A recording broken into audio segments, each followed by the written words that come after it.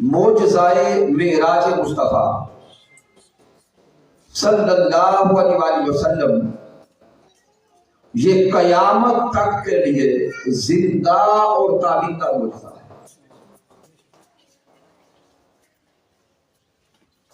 آج کے اس درس قرآن کی نشست میں معراج النبی کی نسبت سے جس خاص پہلو کا انتخاب کیا ہے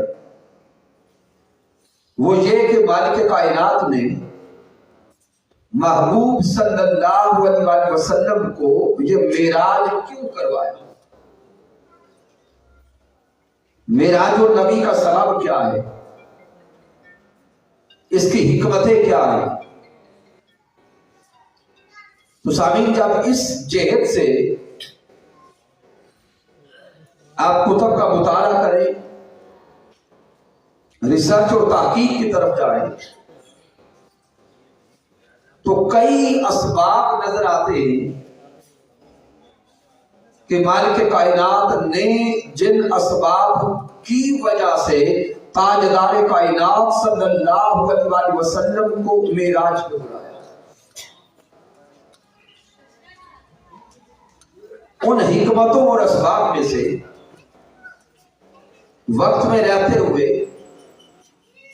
آج کوئی 5 سے 7 حکمتیں آپ کی سماعتوں تک پہنچانا چاہتا ہوں کہ مالک کائنات نے پیارے محبوب صلی اللہ علیہ وسلم کو مقام او ادنا تک کیوں بلایا اور بے حجاب اپنے سامنے بٹھا کے راز و نیاز کا کلام فرمایا۔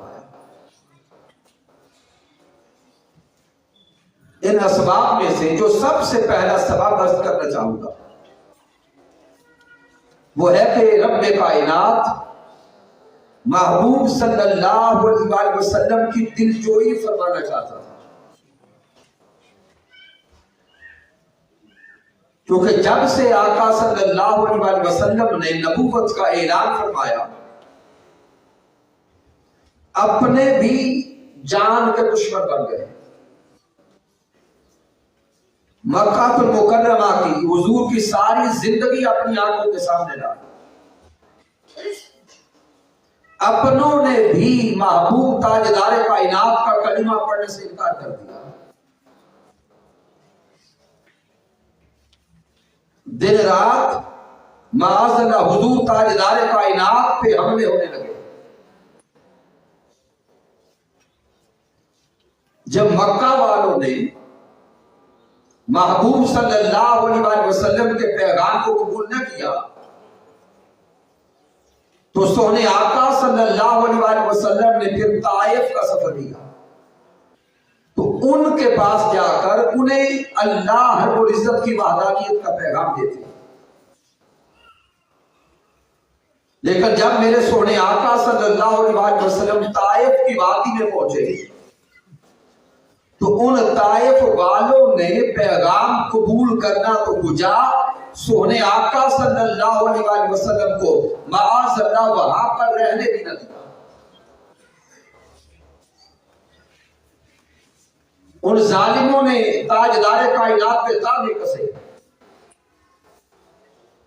یہاں تک کہ اوباش لوٹوں کو پتھر دے کے سونے آقا کے پیچھے لگا۔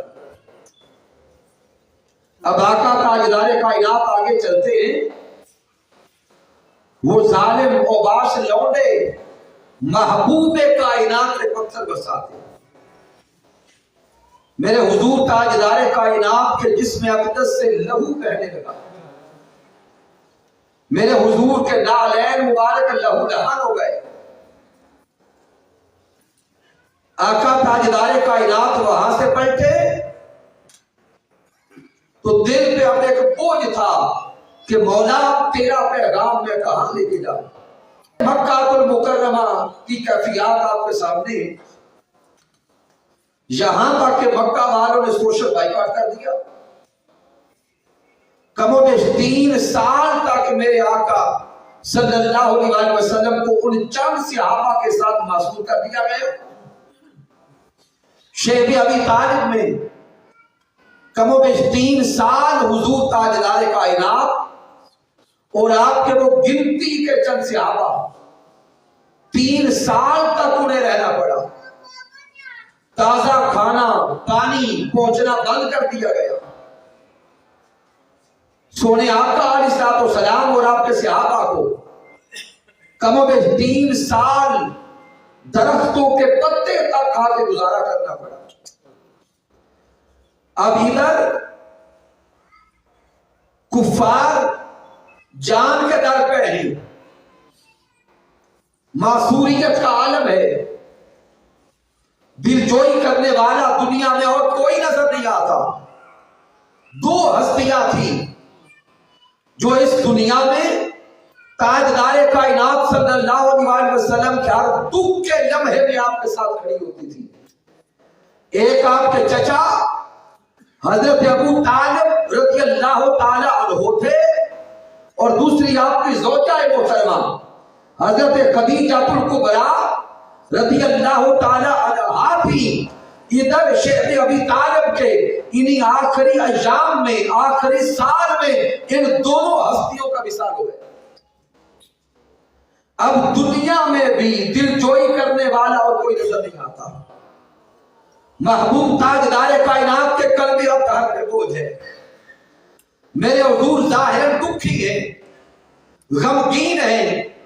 جب اللہ رب العزت نے قلب مصطفیٰ پہ بوجھ دیکھا، اللہ رب العزت نے محبوب کو غمناک دیکھا، تو مالک کائنات نے محبوب کائنات حبیب کبریا حضرت محمد مصطفیٰ صلی اللہ علیہ وسلم کو شب معراج مصطفیٰ اپنے پاس بلا کر ثم دنا فتدلا فکان قاب قوسین او ادنا کے مقام میں بٹھا کر اپنا بے حجاب دیدار عطا فرما کے محبوب کو سامنے بٹھا کے کلام کیا۔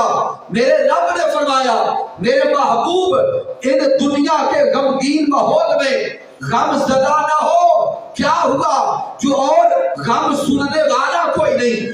کیا ہوا جو اور ہمدردی کرنے والا کوئی نہیں؟ کیا ہوا جو اور دلجوئی کرنے والا کوئی نہیں؟ محبوب غم نہ کر، میں رب خود تمہاری سنتا بھی ہوں اور دل کا بوجھ ہلکا کرتا بھی ہوں۔ تو معراج مصطفیٰ صلی اللہ علیہ وسلم کا ایک سبب یہ ہے کہ رب کائنات محبوب صلی اللہ علیہ وسلم کی دلجوئی فرمانا چاہتا ہے، اور پھر میرے مولا نے محبوب کی دلجوئی فرمائی۔ جیسا وہ رب ہے ویسا اس رب کا محبوب ہے۔